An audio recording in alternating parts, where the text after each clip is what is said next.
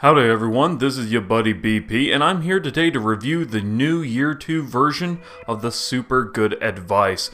The Super Good Advice is an exotic machine gun that deals solar damage that was first introduced in Destiny at launch. For most of Year 1, the Super Good Advice was ignored. Its high rate of fire archetype of machine gun wasn't very popular, and its exotic perk didn't really offer much either in combat.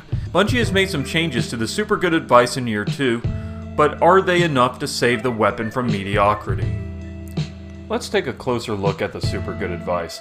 One of the first things you're going to notice when looking at this weapon is that the base stats, they're not so hot.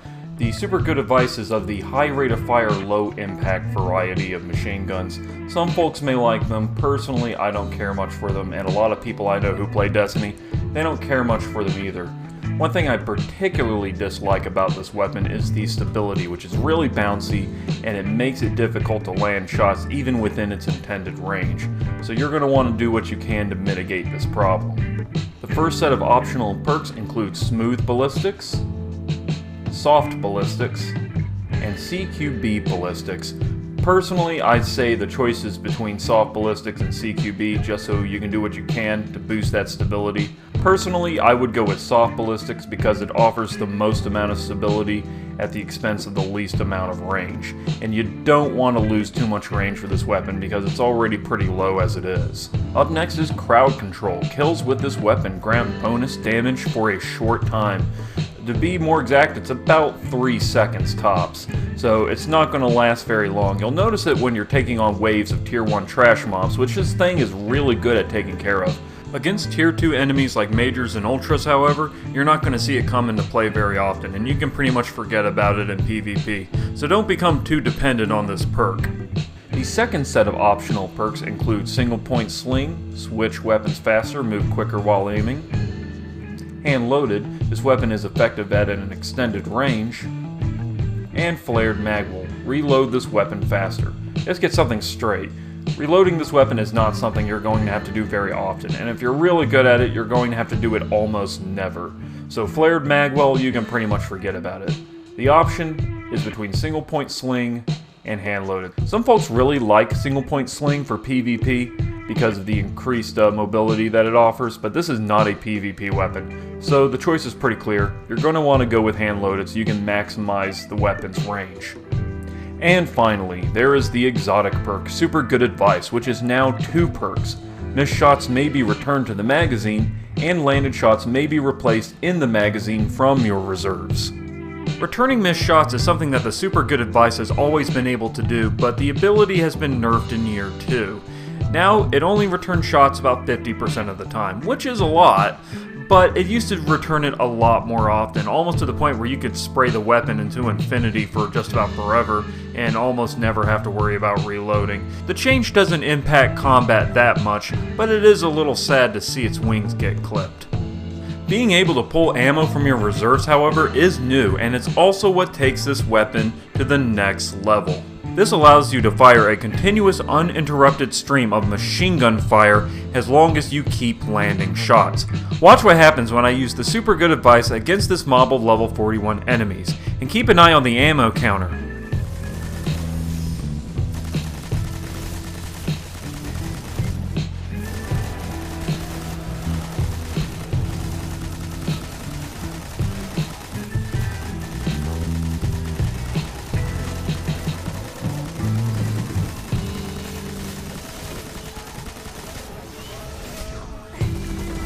Pretty cool, huh? This also makes the Super Good Advice a decent choice for taking on Tier 2 enemies such as Majors and Ultras. A good example of this is the Restorative Mind fight, when the player is offered a very limited window of opportunity to actually deal damage to the boss.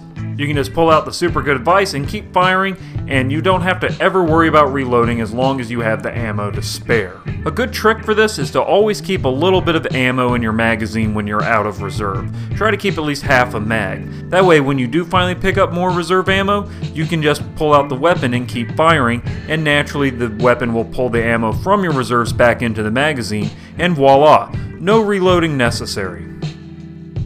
This puts the Super Good Advice in an interesting position in how it's good at taking on both Tier 1 mobs and Tier 2 bosses, even though it doesn't really excel at either.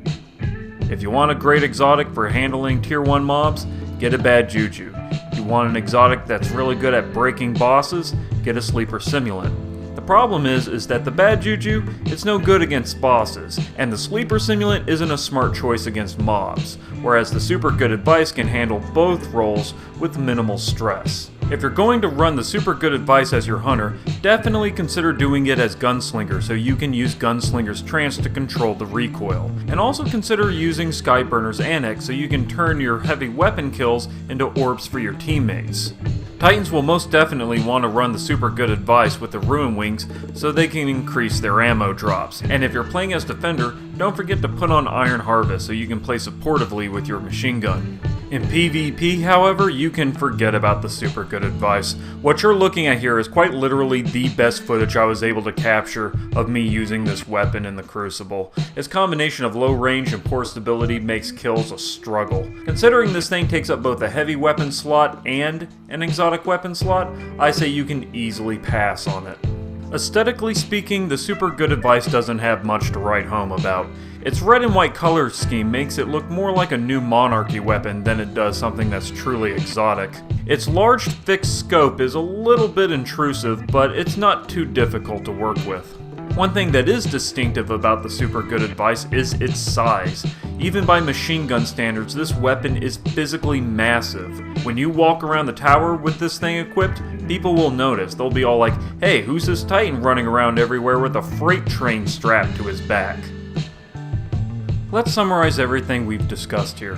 The new Super Good Advice allows you to lay down a constant stream of machine gun fire to a target without ever having to worry about reloading. In addition to making the weapon fun to use, it also makes it a good choice against both Tier 1 mobs and Tier 2 enemies alike. In PvP, however, the Super Good Advice struggles, its low range and poor stability often working against it. And aesthetically speaking, the Super Good Advice is also suffering from a terminal lack of flair.